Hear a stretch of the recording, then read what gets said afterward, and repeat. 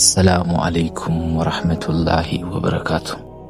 ውድ የሀቢ ቄሬ ቤተሰቦች አላህ በሰላምና በምህረቱ ይጠብቃችሁ። ዛሬ የምንነጋገረው ሐዲስ ልብን የሚያንቀጠቅጥ ነፍስን የሚያስብ ሰው እኔ በዚህ መካከል አይደለሁም ብሎ ራሱን እንዲመረምር የሚያደርግ ከነብዩ ሰለላሁ ዐለይሂ ወሰለም ሐዲሶች አንዱ ነው። ይህ ተራ ህልም አይደለም። ይህ የአላህ መልእክተኛ ሰለላሁ ዐለይሂ ወሰለም እንዲያዩ የተፈቀደው ታላቅ ትዕይንት ነው። በዚህ ህልም ውስጥ ነብዩ ሰለላሁ ዐለይሂ ወሰለም የቁርአንን መብት ያልጠበቁ ሰዎችን፣ ውሸትን ያሰራጩ ሰዎችን፣ ዝሙትን የፈጸሙ ሰዎችን፣ ሪባን ወለድን የበሉ ሰዎችን እንዲሁም የጀነት ነዋሪዎችን ተመልክቷል። ይህ ሐዲስ በጥንቃቄ አድምጡት።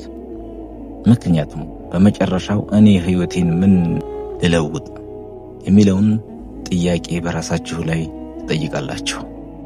ከመጀመራችን በፊት የአላህ መልእክተኛ ሰለላሁ ዐለይሂ ወሰለም በሰላዋት እናስታውስ።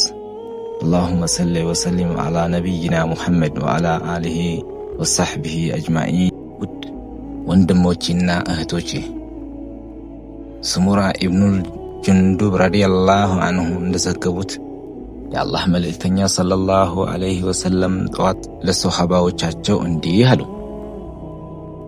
ባለፈው ሌሊት 2 መላእክት ወደ እኔ መጡ፣ አስነሱኝና ጉዞህን ቀጥል አሉኝ።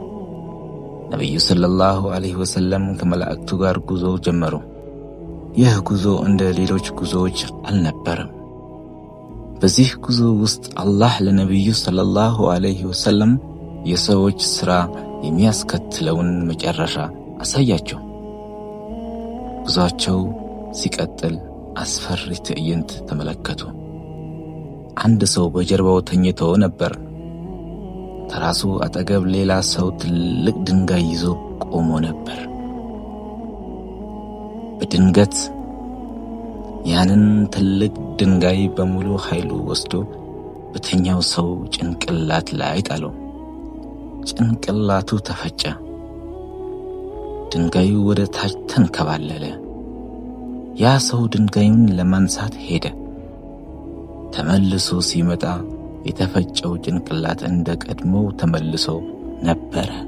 እንደገና ድንጋዩን አነሳ። እንደገና ጨፈለቀው። ይህም ያለ ማቋረጥ ይደጋገም ነበር። ነብዩ ሰለላሁ ዐለይሂ ወሰለም ይህን አይተው በጣም ተገረሙ። ሱብሃንአላህ ይህ ማን ነው ብለው ጠየቁ። ነገር ግን መላእክቱ ጉዞህን ቀጥል ብለው መለሱ። ውድ ተመልካቾቼ ምናልባት አሁን በአእምሯችሁ አንድ ጥያቄ አለ። ይህ ሰው ምን አጥፍቶ ነው እንዲህ የሚቀጣው? ነብዩ ሰለላሁ ዐለይሂ ወሰለምም ተመሳሳይ ጥያቄ ነበራቸው። ግን መልሱ ወዲያውኑ አልተሰጣቸውም። መላእክቱ ቀጣዩን ትዕይንት ለማሳየት ወደፊት ወሰዷቸው። ነብዩ ሰለላሁ ዐለይሂ ወሰለም ከሁለቱ መላእክት ጋር ጉዟቸውን ቀጠሉ። ጥቂት ከተጓዙ በኋላ ከመጀመሪያው የበለጠ የሚያስደነግጥ ትዕይንት ተመለከቱ። በመሬት ላይ አንድ ሰው ተኝቶ ነበር። ከጎኑ ደግሞ አንድ ሰው በእጁ ውስጥ ከብረት የተሰራ መንጠቆ ይዞ ቆሞ ነበር። በድንገት ያንን መንጠቆ በተኛው ሰው አፍ ጥግ ውስጥ አስገባው። በኃይል ጎተተው። አፉ እስከ ጆሮው ድረስ ተቀደደ። ከዚያም ወደ አፍንጫው ተዛወረ። አፍንጫውም እስከ ጆሮው ድረስ ቀደደው። ከዚያ ወደ አይኑ ሄደ። አይኑም እስከ ጆሮው ድረስ ቀደደው። ይህ በአንድ ጎን ከጨረሰ ወደ ሌላኛው ጎን ተዛወረ። ነገር ግን ሌላኛውን ጎን እየቀደደ ሳለ የመጀመሪያውን ጎን እንደቀደደው ተመለሰ። እንደገና ይህ ቅጣት ሳይቋረጥ ይደጋገም ነበር። ነቢዩ ሰለላሁ ዐለይሂ ወሰለም በድንጋጤ ተመለከቱ። ሱብሓን አላህ፣ ይህ ሰው ማን ነው ብለው ጠየቁ።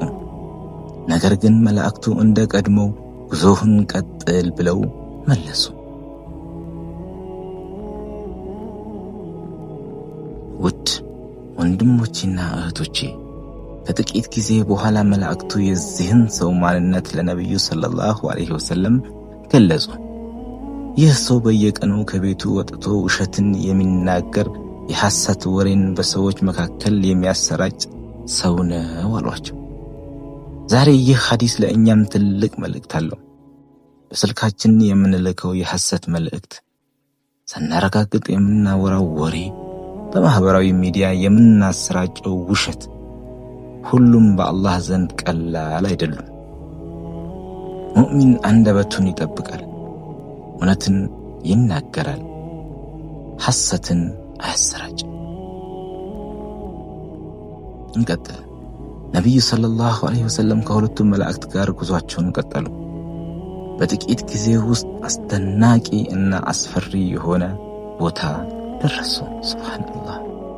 ከሩቅ ሆነው እንኳን የሚያሰቃይ ድምፅ ይሰማ ነበር። የሰዎች ጩኸት፣ የሰቆቃ ድምፅ፣ የህመም ጩኸት። ነቢዩ ሰለላሁ ዐለይሂ ወሰለም ወደዚያ ቦታ ቀረቡ። የተመለከቱት ግን እጅግ አስደንጋጭ ነበረ። እንደ ትልቅ ምድጃ የሚመስል ቦታ ነበረ። ከላይ ጠባብ፣ ከታች ሰፊ። ወደ ውስጡ ሲመለከቱ በውስጡ እርቃናቸውን የሆኑ ወንዶችና ሴቶች ነበሩ። ከታች እሳት ይነሳል። እሳቱ ሲደርስባቸው በከፍተኛ ድምፅ ይጮኻሉ፣ ያለቅሳሉ፣ ይሰቃያሉ። ከዚያም እሳቱ ይንቀሳቀሳል፣ እንደገና ይነሳል፣ እንደገና ይሰቃያሉ። ይህም ቅጣት ያለ ማቋረጥ ይደጋገማል። ነቢዩ ሰለላሁ ዐለይሂ ወሰለም ይህን በማየታቸው ልባቸው ተነካ። እነዚህ እነማን ናቸው ብሎ ጠየቁ። ግን መላእክቱ እንደ ቀድሞው ጉዞህን ቀጥል ብለው ቀጠሉ። ውድ ተመልካቾቼ፣ ጉዞ ከተጠናቀቀ በኋላ መላእክቱ የዚህን ትዕይንት ትርጉም ገለጹ።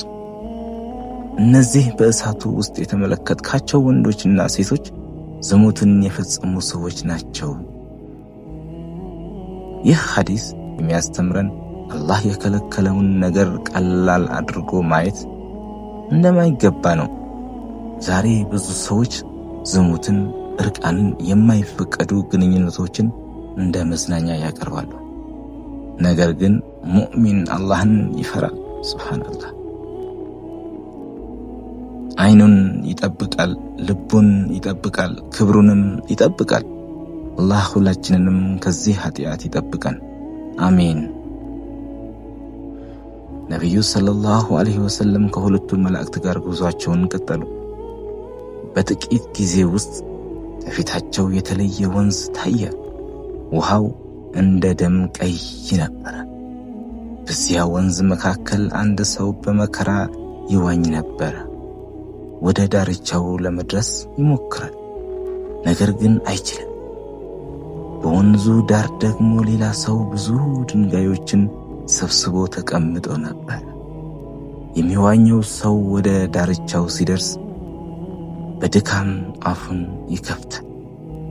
በዚያን ጊዜ በዳርቻው ያለው ሰው ትልቅ ድንጋይ ወስዶ በኃይል በአፉ ውስጥ ይጨምረዋል። ሰውየው በህመም ወደ ወንዙ ይመለሳል። እንደገና ይዋኛል፣ እንደገና ይመጣል፣ እንደገና ድንጋይ ይጣልበታል። ይህም ያለ ማቋረጥ ይደጋገማል። ነቢዩ ሰለላሁ ዐለይሂ ወሰለም በዚህ ትዕይንት በጣም ተገረሙ። ይህ ሰው ማን ነው ብለው ጠየቁ።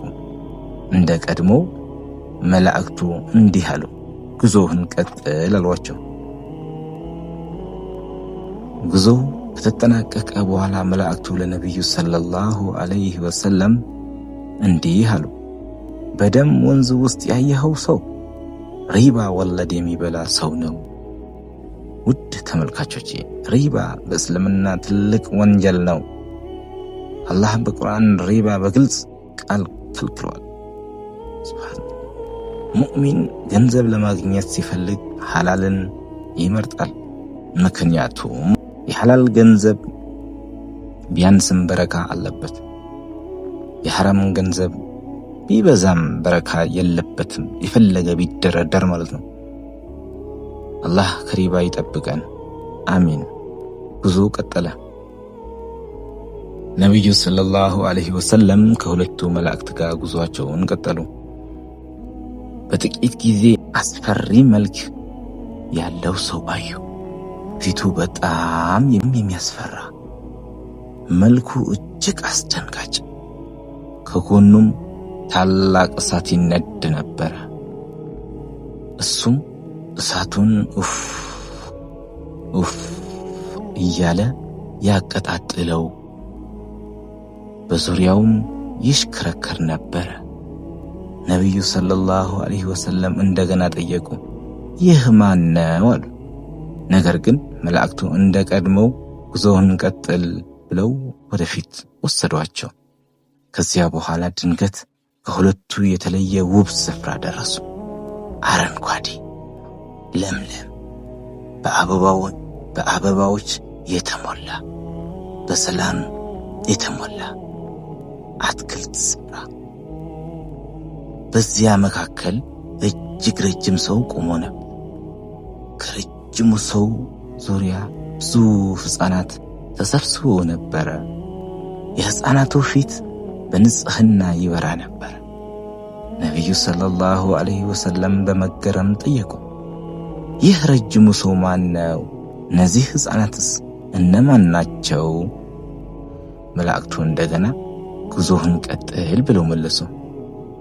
ጉዞ ከተጠናቀቀ በኋላ መላእክቱ እንዲህ አሉ፣ ያ አስፈሪ መልክ ያለው ሰው የጀሃነም ዘበኛ የሆነው መልአክ ማሊክ ነው። ከዚያም ቀጠሉ፣ በአትክልት ስፍራው መካከል ያየኸው ረጅሙ ሰው ነቢዩ ኢብራሂም ዐለይሂ ሰላቱ ሰላም ናቸው። በዙሪያቸው ያሉት ሕፃናት ደግሞ በፍጥረታቸው ፊጥር ላይ ሞተው ወደ አላህ የሄዱ ሕፃናት ናቸው ብሎ መለሱላቸው። ውድ ወንድሞቼና እህቶቼ፣ ይህ ትዕይንት ልብን በተስፋ የሚሞላ ነው። ከቅጣቶቹ መካከል አላህ የምህረቱን ምክንያትም አሳየ። ሱብሃንአላህ። ይህ ያስተምረናል፣ በጣም ያስተምረናል። አላህ በቅጣት ብቻ የሚያውቅ ጌታ አይደለም። እርሱ አርራህማንም ነው፣ አርራሂምም ነው።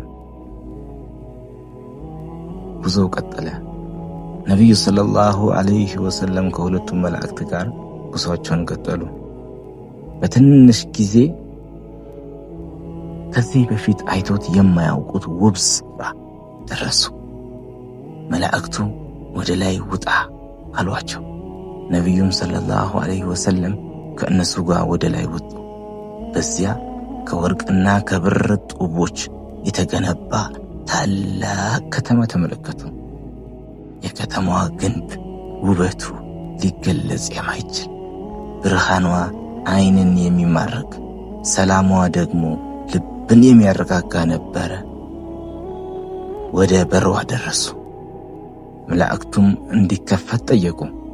በሩም ተከፈተ። ወደ ውስጥም ገቡ። በውስጧ አንዳንድ ሰዎች ነበሩ። የእነርሱ ፊት አንድ ጎን እጅግ ውብ ነበረ፣ ሌላው ጎን ግን አስቀያሚ ነበር። መላእክቱ እንዲህ አሏቸው፣ ሂዱ፣ በዚያ ወንዝ ውስጥ ግቡ። ወንዙ እንደ ወተት ነጭ፣ እጅግ ንጹሕ፣ እጅግ ውብ ነበረ። እነዚያ ሰዎች ወደ ወንዙ ገቡ። ከወጡ በኋላ ያ አስቀያሚ ገጽታቸው ሙሉ በሙሉ ጠፍቶ ሁሉም የሚያምር መልክ ተመለሱ። ሁሉም በሚያምር መልክ ተመለሱ። ነቢዩ ሰለላሁ ዐለይሂ ወሰለም ይህን ሁሉ በመገረም ይመለከቱ ነበረ። ከዚያም መላእክቱ እንዲህ አሉ፣ ይህች ጀነት ናት? ከዚያም እጅግ ከፍ ያለ እንደ ነጭ ደመና የሚያበራ ታላቅ ቤት አሳየዋቸው። እንዲህም አሉ፣ ይህ የአንተ መኖሪያ ነው። ነቢዩ ሰለላሁ ዐለይሂ ወሰለም ልባቸው በደስታ ተሞላ። አላህ ይባርካችሁ፣ ሱብሃንአላህ፣ አላህ ይባርካችሁ፣ እስኪ አሁን ልግባበት አሉ። መላእክቱ ግን በፍቅር እንዲህ አሉ፣ አሁን ገና ጊዜው አልደረሰም፣ ጊዜው ሲደርስ ትገባበታለህ አሏቸው። ውድ ወንድሞቼና እህቶቼ ከዚህ በኋላ ነቢዩ ሰለላሁ ዐለይሂ ወሰለም ሌሊቱን ሙሉ ያዩትን ሁሉ ለመረዳት መላእክቱን ጠየቋቸው። ይህ ሁሉ ያየሁት ምን ማለት ነው? በዚያ ቀን መላእክቱ የተመለከትካቸውን ትዕይንቶች አንድ በአንድ መተርጎም ጀመሩ። ይህ ከዚህ ሐዲስ ውስጥ በጣም ወሳኝ ክፍል ላይ ነው የደረሰው። ነቢዩ ሰለላሁ ዐለይሂ ወሰለም መላእክቱን እንዲህ አሏቸው፣ ከትናንት ሌሊት ጀምሮ እጅግ የሚያስገርሙ ነገሮችን አየሁ። ይህ ሁሉ ምን ማለት ነው? መላእክቱም እንዲህ ብለው መለሱ፣ አሁን እንገልጽልሃለን። በመጀመሪያ ጭንቅላቱ በታላቅ ድንጋይ ሲጨፈጨፍ ያየኸው ሰው ቁርአን ተምሮ ከዚያ በኋላ ትቶ የሄደ ሰው ነው። ላኢላሃ ኢለላህ። በተጨማሪም የግዴታ ሶላቱን በእንቅልፍ የሚያሳልፍ ሰው ነው። ከዚያ ፊቱ በብረት መንጠቆ ሲቧጠጥ ያየኸው ሰው ከቤቱ ወጥቶ ውሸትን በሰዎች መካከል የሚያሰራጭ ሰው ነው። ዛሬ ይህን ስናስብ በስልክ በማህበራዊ ሚዲያ ያልተረጋገጠ ወሬ፣ ሐሰትና ዜና፣ የሰዎችን ስም የሚያጠፉ መረጃዎችን ማሰራጨት ምን ያህል አደገኛ እንደሆነ እንረዳለን። ሱብሃንአላህ። ከዚያ በእሳት ምድጃ ውስጥ ያየኸው ዝሙትን የፈጸመው ወንድና ሴቶች ናቸው አሏቸው።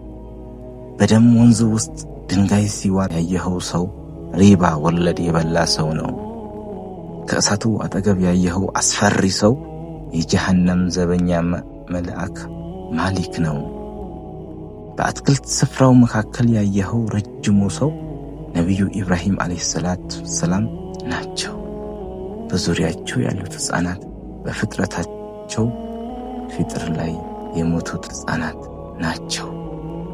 ከዚያ አንድ ጎናቸው ውብ፣ ሌላው ጎናቸው አስቀያሚ ሆኖ ያየሃቸው ሰዎች መልካም ስራን ከመጥፎ ስራ ጋር የቀላቀሉ ሰዎች ናቸው። ነገር ግን ንስሐ ገብተው አላህን ተመልሰው ስለመጡ አላህ በምህረቱ ይቅር ብሏቸዋል። ውድ ወንድሞቼና እህቶቼ ይህ ሐዲስ ተራ ታሪክ አይደለም፣ ከአላህ የመጣ ትልቅ ምክር ነው። ቁርአንን እንዳንተው፣ ሶላታችንን እንዳናሳልፍ፣ ውሸትን እንዳናሰራጭ፣ ዝሙትን እንድንርቅ፣ ሪባን እንድንተው፣ ከኃጢአት ሁሉ ወደ አላህ እንድንመለስ የሚጠራን መልእክት ነው። አላህ ልቦቻችንን ያስተካክልልን፣ ሶላታችንን ይጠብቅልን፣ ቁርአንን ከሚያነቡት በእርሱ ከሚሰሩት ባሮች ያድርገን። አሚን። አንዴ እዚህ ጋር ቆሙ በሉ። ይህን አካውንት ላይክ፣ ሼር፣ ሰብስክራይብ። ቪዲዮ ይቀጥላል። አንዴ እዚህ ጋር ቆሙ ላርጋችሁ። ቪዲዮን ላይክ አድርጉት፣ አካውንቴንም ሰብስክራይብ ያድርጉ። ቪዲዮ ይቀጥላል። ወደ ቪዲዮ ሀቢቅ ኤሬን ሰብስክራይብ በማድረግ የእኔ ቤተሰብ ይሁኑ። አመሰግናለሁ።